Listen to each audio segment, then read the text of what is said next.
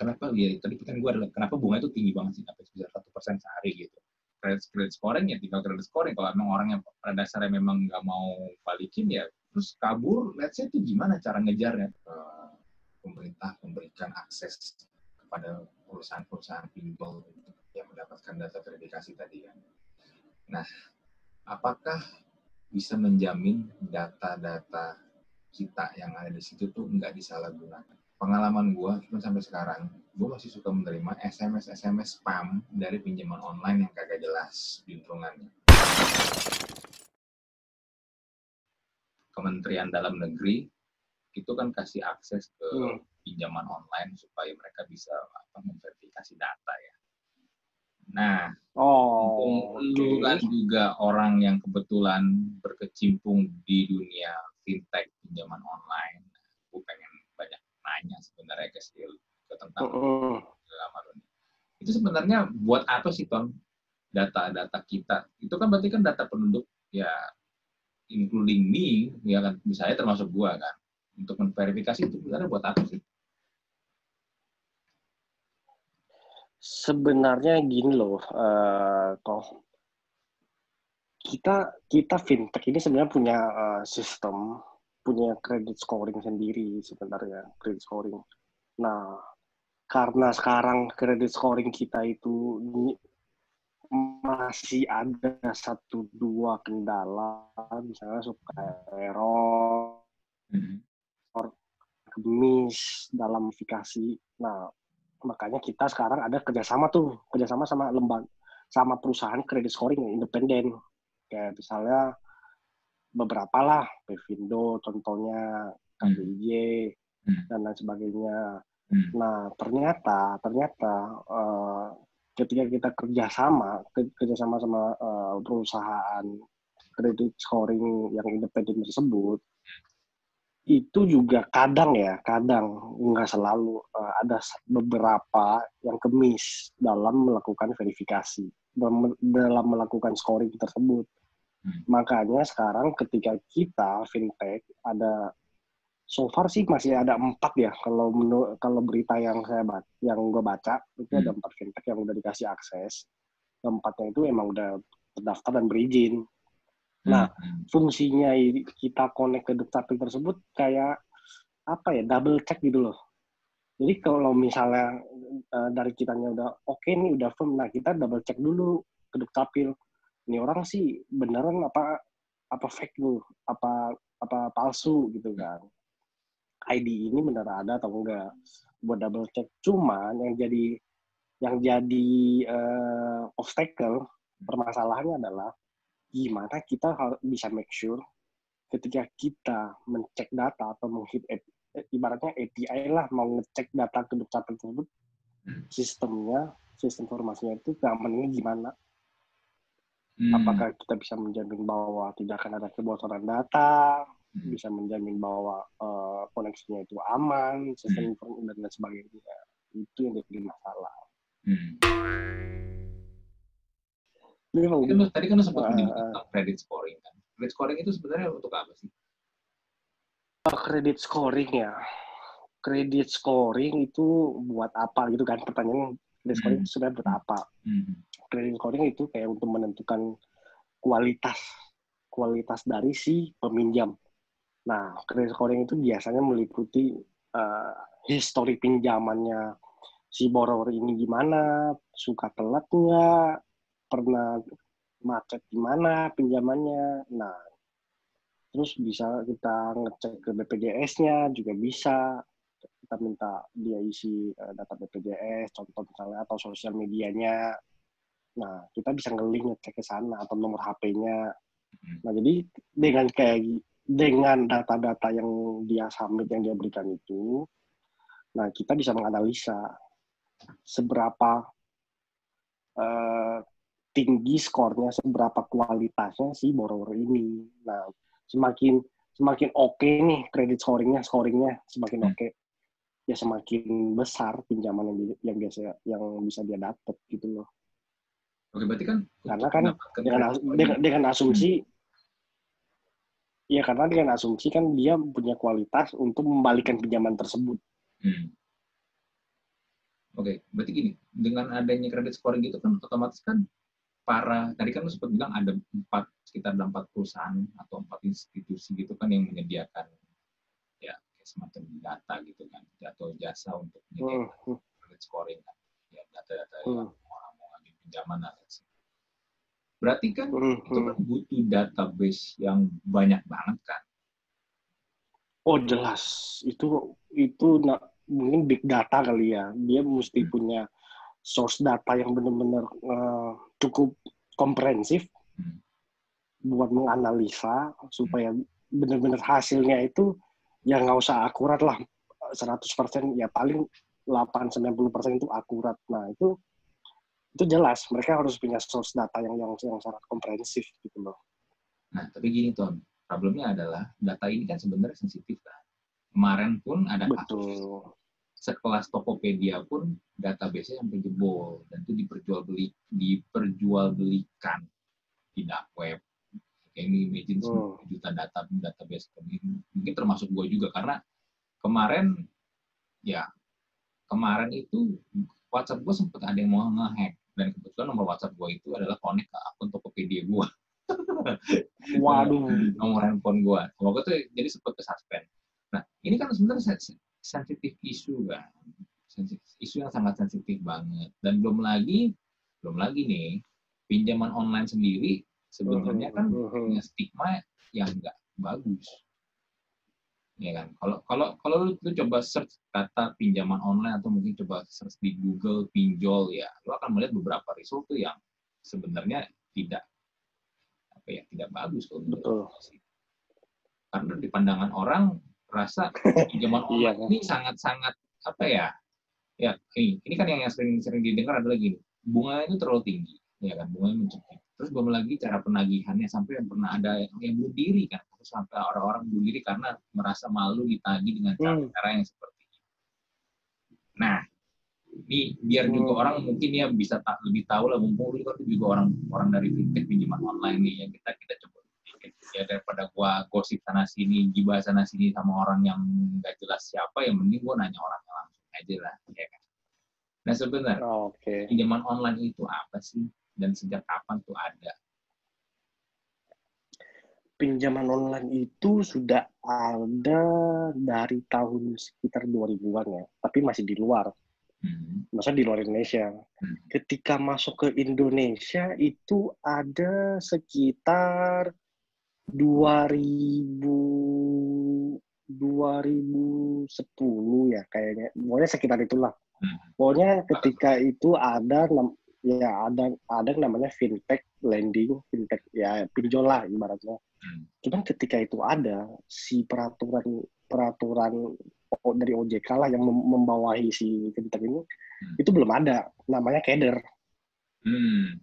Wah ini barang baru nih, gimana ya kita meregulasinya, mengaturnya. Nah jadi ketika itu ada, baru peraturan dari OJK itu muncul, meregulasi supaya ada satu ekosistem yang teratur lah.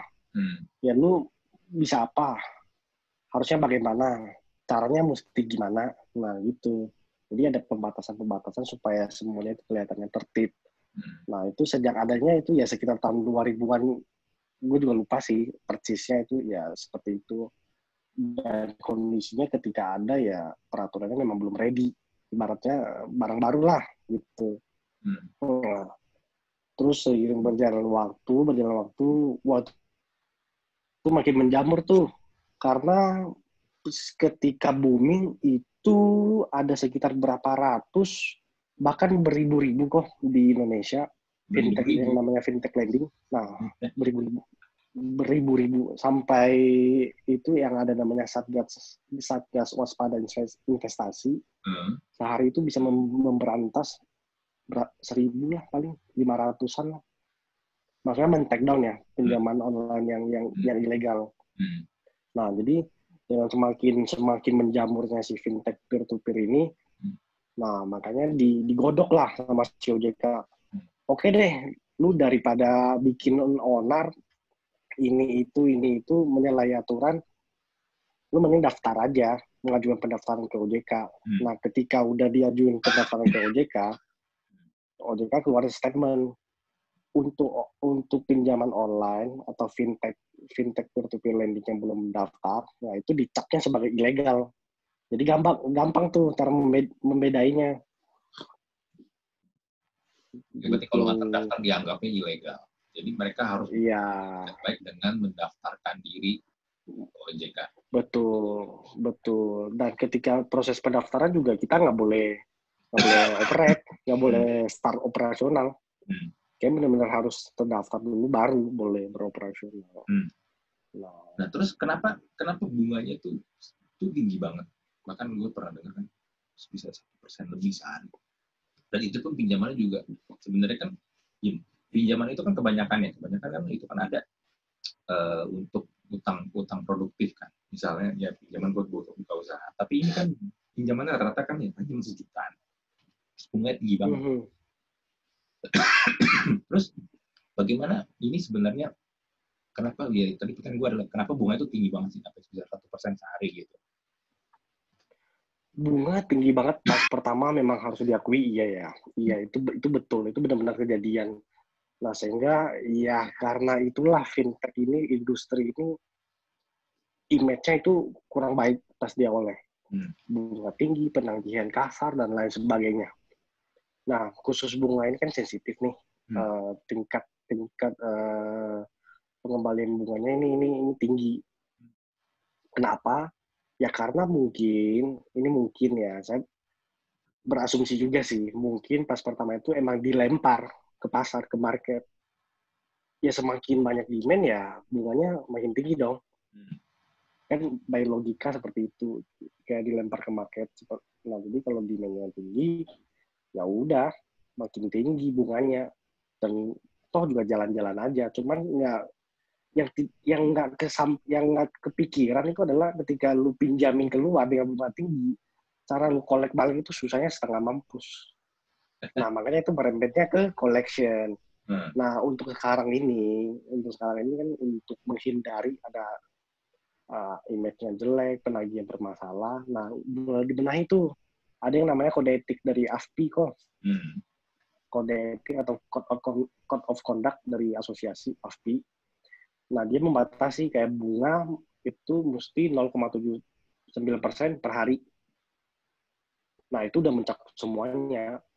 Biaya ini, biaya itu, asesmen apalah, sebabnya itu 0,79 per hari itu udah include semuanya. Di luar denda keterlambatan. Tapi itu tinggi loh. Gitu. 0,79 sehari itu tinggi loh, iya kan? Betul, tetap tinggi 0,79. Makanya kita balik lagi. Fintech lain bisa di bawah itu. Nah, kalau kita pasang atau kita ngecas 0,79 per hari, ya orang nggak akan ke kita. Orang akan cari yang bunganya lebih kompetitif, lebih rendah. Ya, lebih murah lah. Nah, jadi 0,79 itu, 0,79 itu kayak batas atas. Oh, oke. Batas atas. Gitu, batas atas. Jadi kayak, oke, lu maksimal segini. Cuma kalau yang lain ada di bawah ini, ya udah, orang nggak akan gelu. Orang akan cari yang lebih kompetitif, yang lebih murah, yang lebih rendah bunganya. Begitu kok. Ini orang kalau minjem ini kan bunganya gede. Secara balik ini gimana? Apakah mereka bisa balikin ya? Biarpun tadi punya credit scoring segala macam, ya credit scoring tinggal credit scoring. Kalau ternyata memang orang yang nggak mau balikin atau nggak mampu balikin, ya udah. Lu ngejarnya tuh gimana gitu? Gue penasaran lu ngejarnya gimana? Dan gini, kantor di Jakarta, terus yang minjem di Bali, beda pulau, biarpun dekat tapi kan tetap aja beda pulau. Itu gimana cara ngejar, cara cari orangnya ini gimana supaya mereka mau balikin? Oke, jadi pertanyaan pertama dulu ya, yang soal 0,79. 0,79 bagi sebagian orang itu masih tinggi. Tapi toh kita juga nggak melanggar dari si kode etik. Karena kan memang batasnya segitu. Oke. Nah, sekarang kita balik lagi. Ya, sekarang kita balik lagi. Kalau dengan segitu, apakah mereka bisa melakukan pembayaran kembali? Pelunasan kembali. Salah satu caranya adalah kita memitigasi di awal. Pertama, seperti credit scoring. Yang kedua, kita majuin yang namanya transparansi. Contoh, misalnya ketika buka aplikasi, lu udah bisa tahu si platform A ini ngecasnya berapa, biaya apa aja sih yang dia charge. Nah, total yang didapat berapa, total yang lu harus balikin berapa. Itu semua udah jelas di depan. Jadi dengan asumsi seperti itu, once lu oke, berarti ya lu menilai diri lu mampu untuk melakukan pembayaran kembali, repayment. Gitu loh, kan by logika seperti itu. Namanya kita majuin semuanya itu di depan. Kita utamakan transparansi supaya orang itu sebelum mengajukan biar nggak dikata jebakan Batman kok. Nah, jadi kita tampilin dulu, nih, segini loh. Lu mesti balikin segini loh. Yang lu dapat segini, bla bla bla segala macam. Nah, ketika lu udah submit, udah ajukan pinjaman, ya berarti lu menilai ini oke, nggak jadi masalah. Dengan bunga segini, dengan ya biaya-biaya segini gitu loh. Nah, bagaimana, terus next ya, pertanyaannya adalah, gimana nih kalau misalnya ternyata dalam proses pinjamannya itu dia nggak bisa balikin,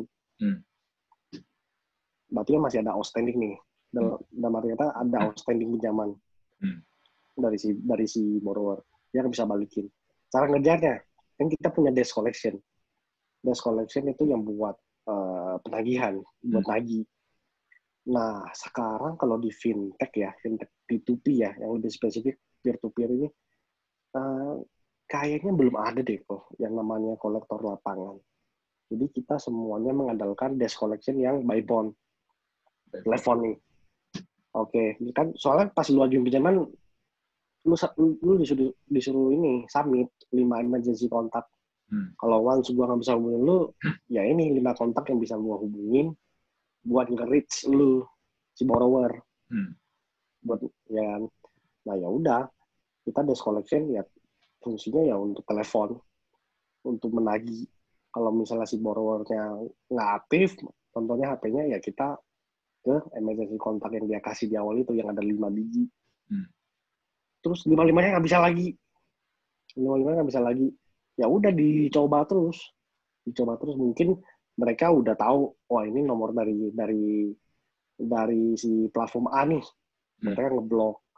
Tapi kan kita itu sistemnya pakai outbound. Jadi nomornya itu kan bisa berubah, bisa berganti. Berubah terus. Ya kan, bisa berubah terus. Nah, kita coba terus, ini aktif apa enggak nih?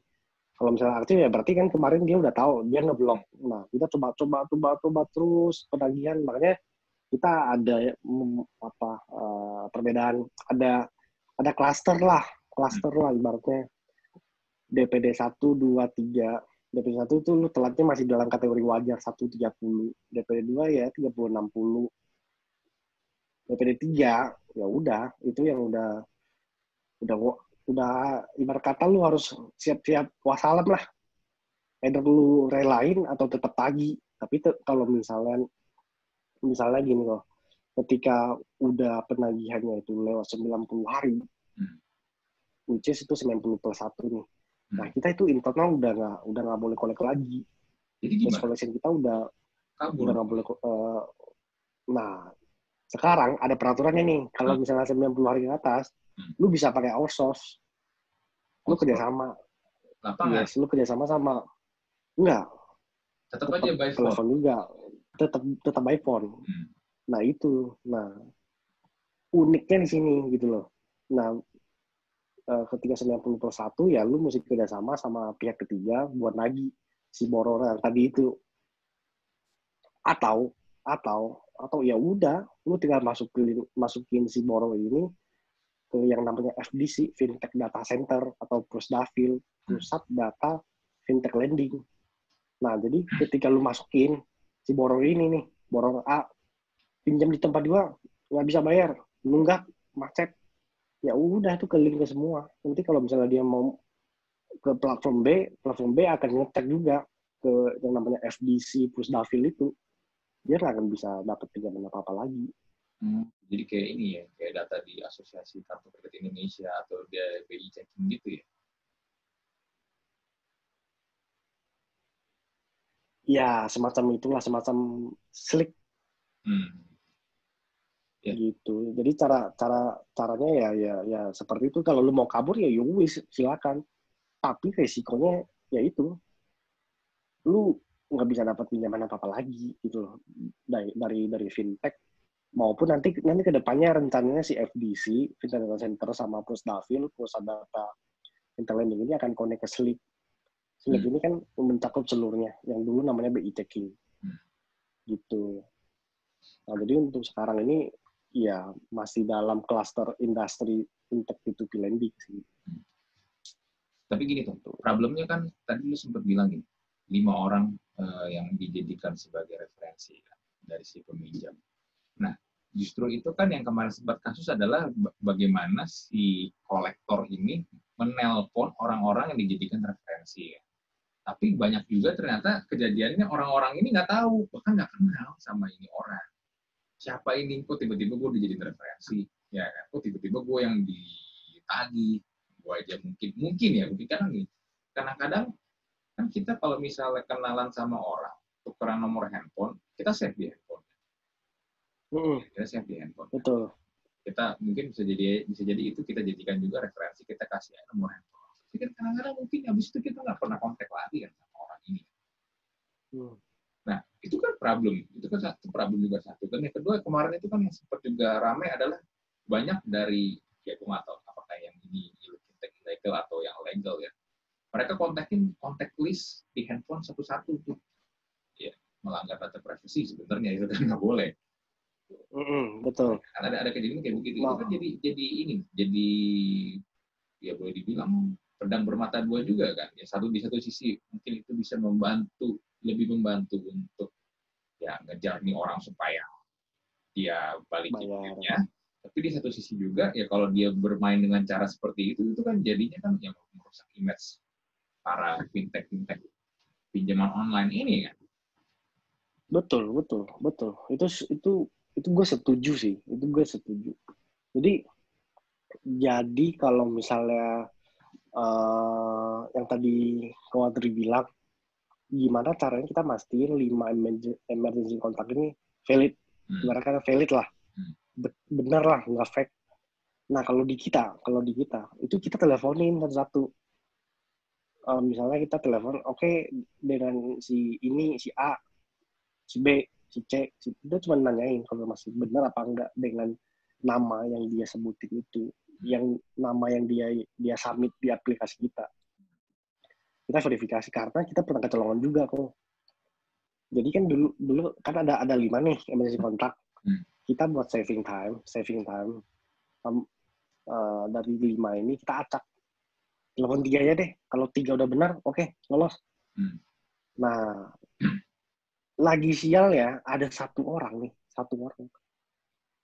Kita telepon 3, oke, lolos. 3-3-nya benar, lolos. Dan dia nunggak, nggak bisa bayar. Masuklah ke collection kita. Kita tagih kan berarti ya udah, kita dengan asumsi udahlah ini 5-5-nya udah pasti valid emergency kontaknya ini. Walaupun cara verifikasinya ya seperti itulah ya kan di awal. Siangnya lagi pas di telepon, tahu nggak itu siapa kontaknya? Ke anggota AFPI loh, salah satu petinggi dari asosiasi. Kok bisa? Gimana caranya? Akhirnya kita usut ya. Kita usut, ternyata si borrower ini mungkin kenal sama si salah satu orang yang di asosiasi itu. Dan ini dia udah submit atau pakai datanya, nomor HP-nya ini ke beberapa platform. Jadi mungkin niat gitu kan. Niat. Nah, dari sana kita oke lah. Jangan gara-gara ini kita dianggapnya tidak becus dalam bisnis ini gitu loh. Buat mastiin si 5 kontak aja nggak bisa. Nah, makanya dari sana kita oke, kita verifikasi by phone 5-5-nya. Nah, untuk pakai orang. Nah, sekarang kita ada yang namanya sistem robot. Masih menjawab atau apalah ibaratnya gitu kan. Buat lebih saving time juga sama saving cost. Nah, gitu. Nah, terus sekarang gini. Terus tadi apa? Terus tadi apa tuh? Yang pertanyaan kedua apa ya? Itu udah menjadi pertanyaan sebenarnya. Oh gitu ya. Oke. Oh ya, sama akses. Akses yang tadi dibilang. Kita bisa akses ke kontak, Ya, kontak lah ibaratnya, kontak. kontak yang di HP, kontak.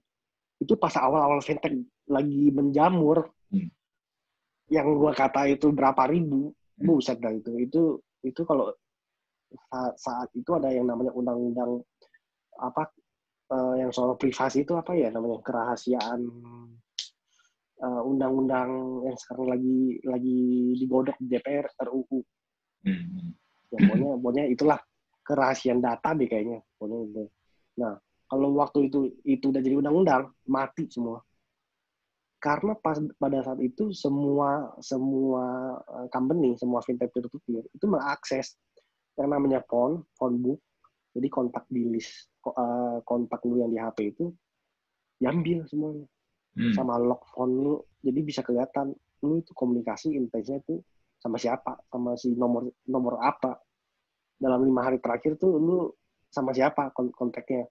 Nah terus kita nagihnya dari itu, dari yang lu saling komunikasi. Caranya dari sana dilihat dari log di phone-nya sama ke phone book atau kontak yang di HP. Nah itu melanggar privasi sih. Iya.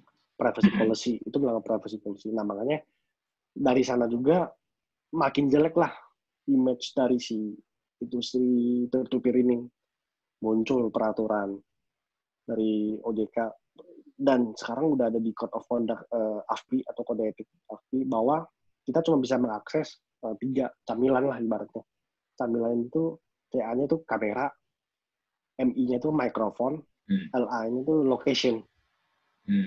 Nah, baru-baru ini ada tambahan satu lagi email. Nah, udah itu aja. Jadi kalau misalnya ketemu nih fintech yang mengakses di luar dari empat macam itu, 4 barang itu udah pasti ilegal.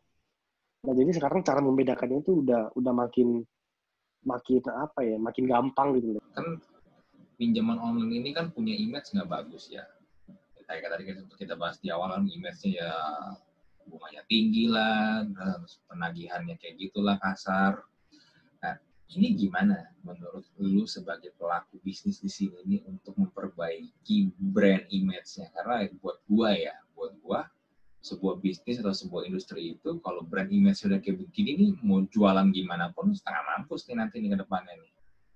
Susah gitu buat sustain dan akhirnya ya mau lebih bertahan dan juga lebih bisa berkembang lagi ya itu sih PR banget. Nah ini nanti gimana nih dari lu sendiri?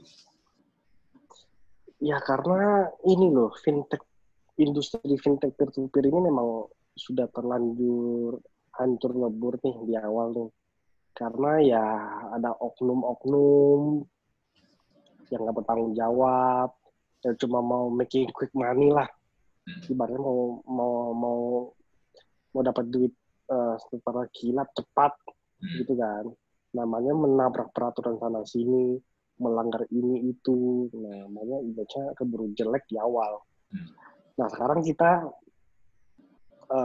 sebagai fintech yang udah terdaftar di OJK, kita ini rutin, boleh dibilang rutin, minimal tuh sebulan sekali kita jalan buat edukasi sama literasi.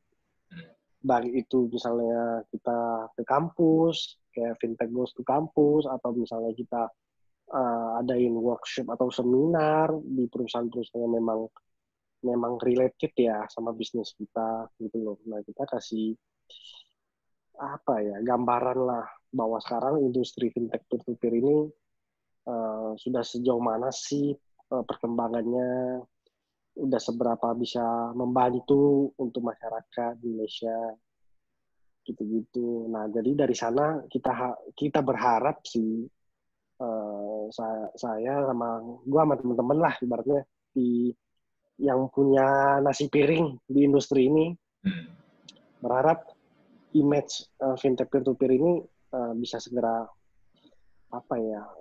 baik lah, bagus lah.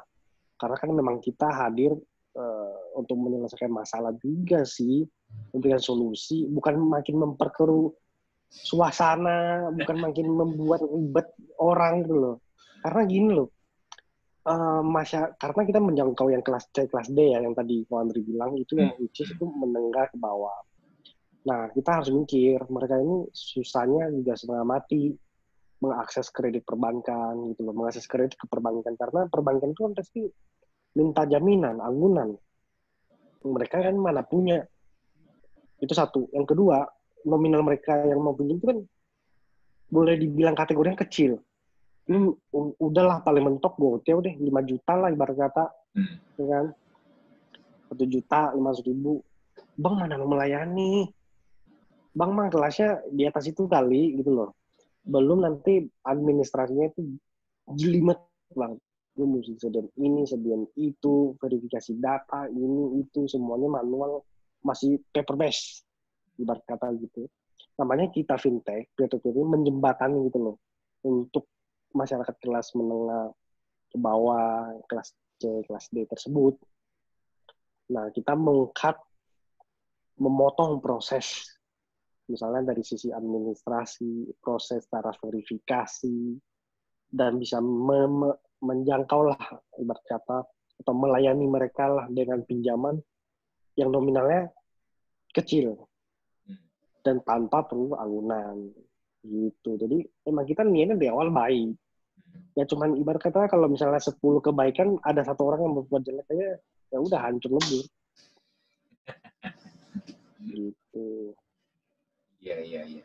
Gitu loh kok. Tapi kan kembali lagi kan yang sering dipermasalahkan adalah bunganya itu kan.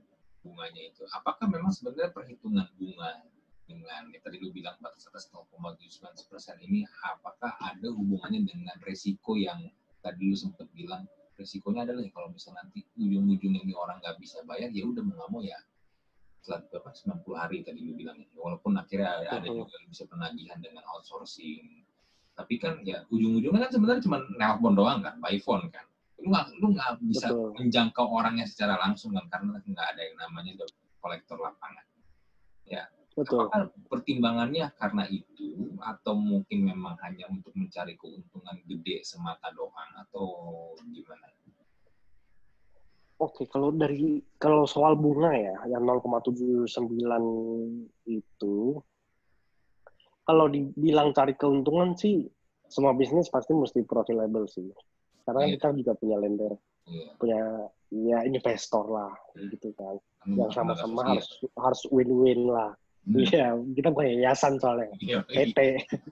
Kalau yayasan kan, ya volunteer lah, hari ini keluar berapa juga habis. Yayasan kan juga banyak yang duitnya banyak, bro.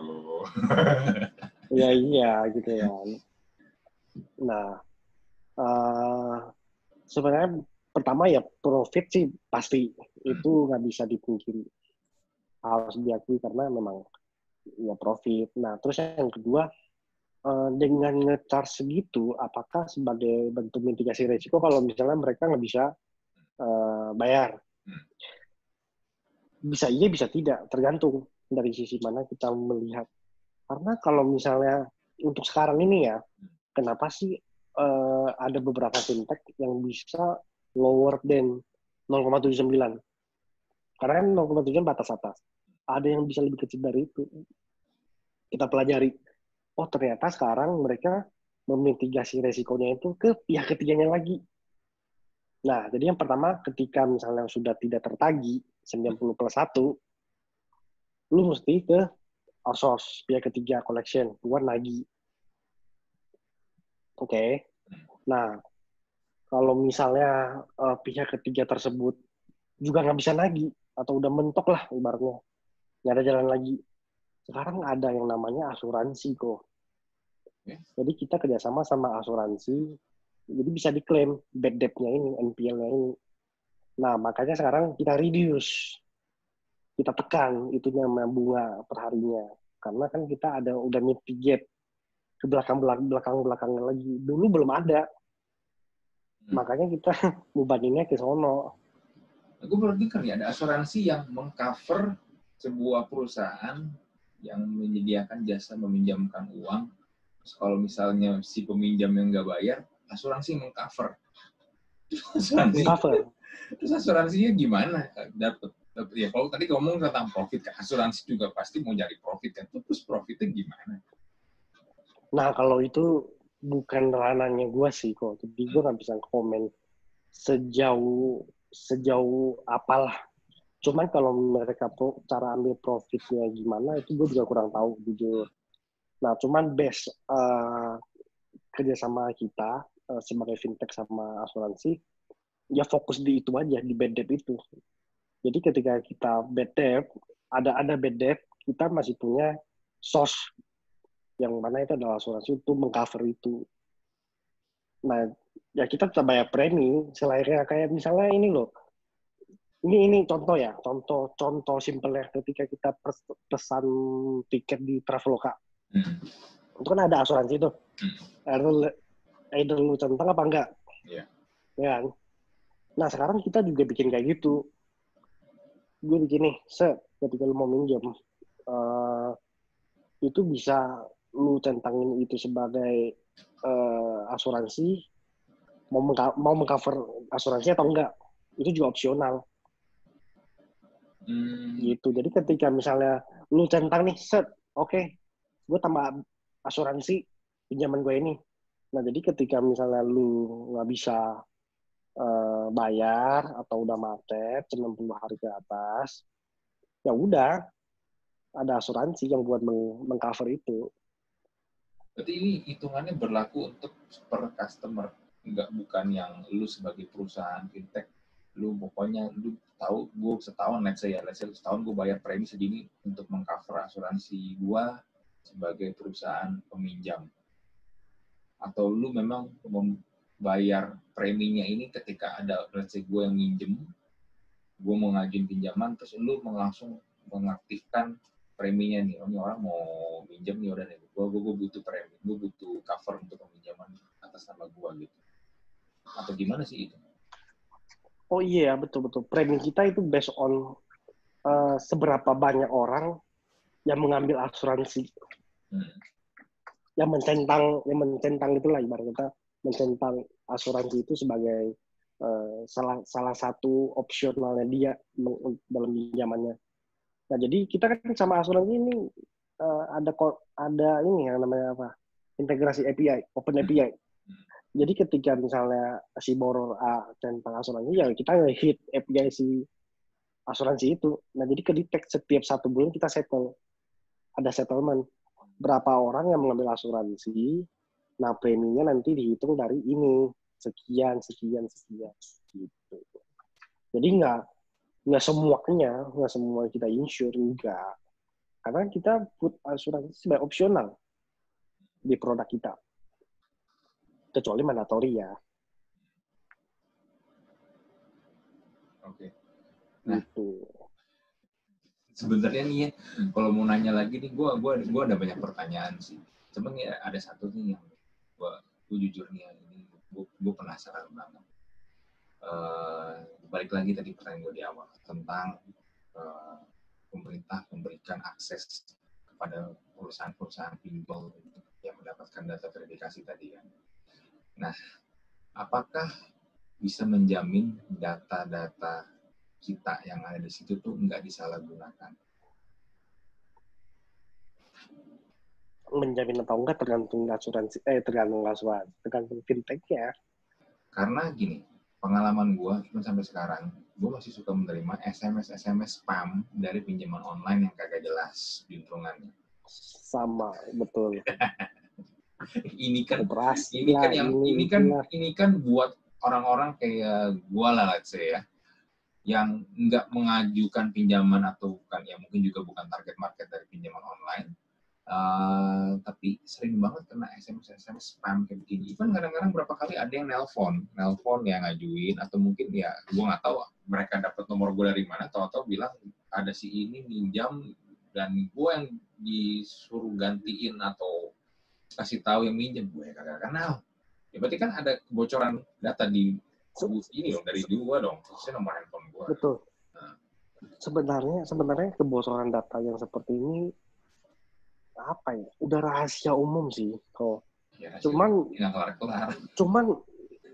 apa ya? Orang nggak berani terlalu vulgar kali ya, speak up soal ini gitu loh. Jual beli data, hal-hal kayak gitu kan apa ya, prakteknya udah umum kali. Cuman kalau kita ngomong, ya kita mesti punya bukti. Nah, itu yang susah. Jadi misalnya gue tahu nih, dia tahu. Tapi kita cuma tahu doang. Anjir, ini cara membuktikan gimana? Karena kan itu yang megang perusahaan. Deal-dealnya juga B2B sebenarnya. Kalau misalnya ada ya penjualan data seperti itu. Gitu.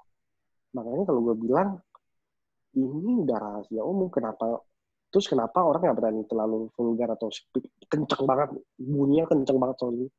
Ya mungkin orang-orang ini tahu, cuman nggak ada pegangannya gitu loh. Jadi lu bisa dituduh penipuan atau mencemarkan nama baik si perusahaan atau gitu-gitu gitu loh. Nah itu yang jadi concern sebenarnya. Jadi boleh dibilang Tahu mah semua orang tahu. Ya balik lagi, gue juga sempat bikin konten tentang ini. Berarti perlindungan data di Indonesia ini khususnya itu memang benar-benar masih lemah banget. Dan saya juga usernya juga banyak yang abai sih, nggak peduli juga ya, kayak misalnya install aplikasi ya udah accept agree ya udah, yang penting gue bisa pakai. Betul. Tanpa tahu nanti akibatnya apa. Sedangkan ya handphone kita ya sebenarnya bisa ada yang bisa ngintip. Kita lagi ngomong gini, gue taruh handphone di sini, ada yang bisa dengar dari mikrofon handphone gue kan. Makanya. Iya kan. Jadi nggak usah kaget tiba-tiba ntar handphone gue muncul iklan pinjaman online bentar lagi nih. Nggak, soalnya gini loh. Kadang kita juga mengedukasi pas kita lagi seminar atau ada workshop ada event-event lah. Kita juga nggak pure cuman speak up soal si fintech ini aja ya. Kita juga kasih awareness. Lu install aplikasi apa aja ya, lu mesti hati-hati. Karena kalau lu nya aja udah acuh gitu loh, nggak mau tahu, ya susah. Semua kan berawal dari kita. Lu baca baik-baik. Misalnya aplikasi A yang tidak ada hubungannya sama harus akses galeri, ketika dia akses, kenapa lu allow? Jadi kan kayak balik lagi ke kitanya gitu loh. Seberapa aware kita seberapa bijak lah kita memakai aplikasi-aplikasi tersebut. Nggak cuma fintech peer-to-peer. Ya, gitulah. Masih banyak kok aplikasi-aplikasi yang mengakses di luar yang memang nggak ada hubungannya sama ini aplikasi gitu. Itu balik lagi ke kitanya. Kok lu hilang Bang? Wait. Ya. Hilang lagi tapi. Beda. Oke. Berarti kalau boleh gue simpulkan dari pembicaraan kita tadi ini, satu, ya fintech ini memang ada untuk kalangan C dan D yang nggak punya akses kredit ke bank, atau mungkin sulit punya akses kredit ke bank karena dengan segala macam peraturan bank yang susah ribet, dan yang kalau misalnya mereka mengajukan juga ya boleh dibilang 99% mereka pasti ditolak lah ya. Dan fintech pinjaman online ini datang memberikan solusi, ya kalau mau ngajuin pinjaman ya masih bisa gitu, masih ada kesempatan atau peluang di pinjaman online kayak begini. Dan juga yang kedua adalah ya dengan mengajukan pinjaman ini, ya ini gue ngomong yang legal ya, kalau yang ilegal gue nggak tahu ya, kayak tadi gue bilang kan. Yang legal boleh dibilang semua data-datanya dan semua juga tadi lu bilang bukan jebakan Batman, ya biaya dan yang perlu kita bayarkan itu semua udah ada di awal ya. Jadi ya kalau transparansi. Kalau sampai mereka akhirnya gagal bayar atau karena mereka dengan alasan kok ini jadi gede banget biayanya banyak segala macam, ya boleh dibilang karena mereka ya financial literasi memang yang kurang banget ya. Betul kan, itu yang gue maksud, kayak gue udah kasih lu, gue udah open up semuanya. Jadi ketika lu juga nggak bijak ya siapa mau disalahin gitu loh. Kalau lu cocok, kayak ibarat beli barang nih, lu cocok ambil, enggak ya tempat lain. Iya. Gitu loh.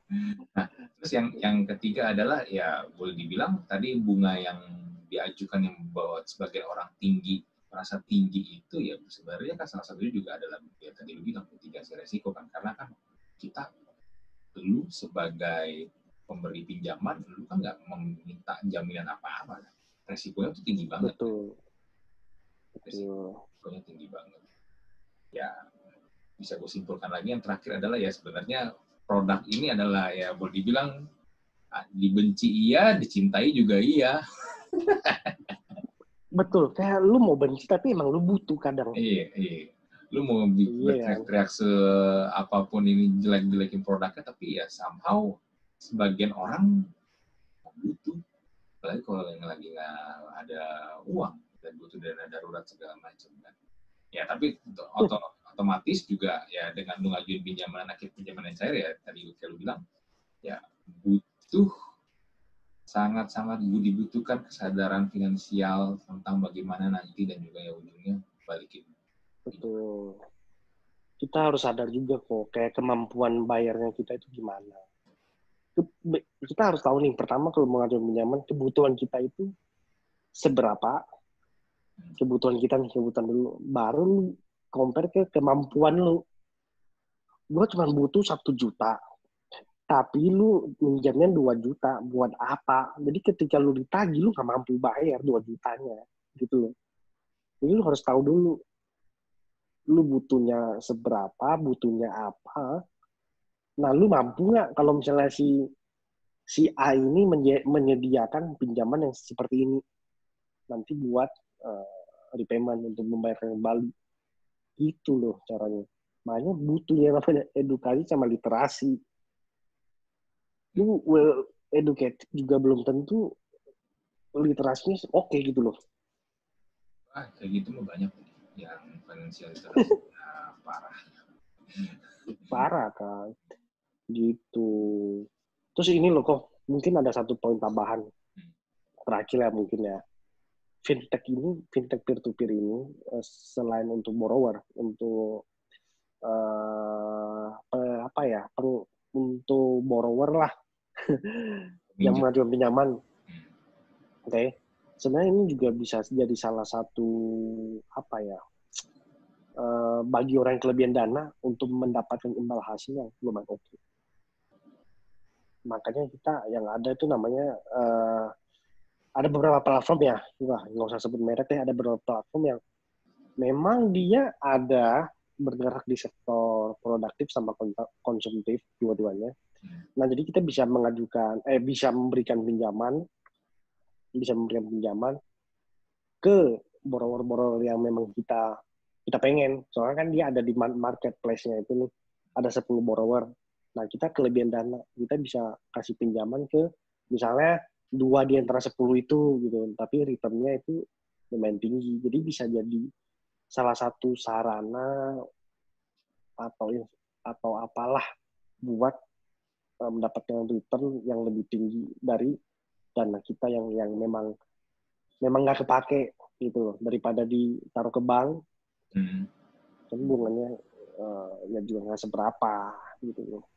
Jadi dengan kita taruh ke fintech, kita dapat return tinggi, ya kita juga itu bisa membantu UMKM, bisa membantu masyarakat yang memang membutuhkan, gitu loh. Jadi win-win solution. Gitu sih maksudnya. Jadi nggak semuanya jelek lah, ada baiknya juga. Tergantung dari sisi mana kita mau melihat sama mau menggalinya. Ini kalau dari sisi yang jeleknya, ya udah, berarti selamanya lu nggak akan bisa paham ini fintech sebenarnya buat apa. Tapi kalau misalnya dari sisi baiknya juga, jangan baiknya terus yang dilihat, ya tetap harus balance.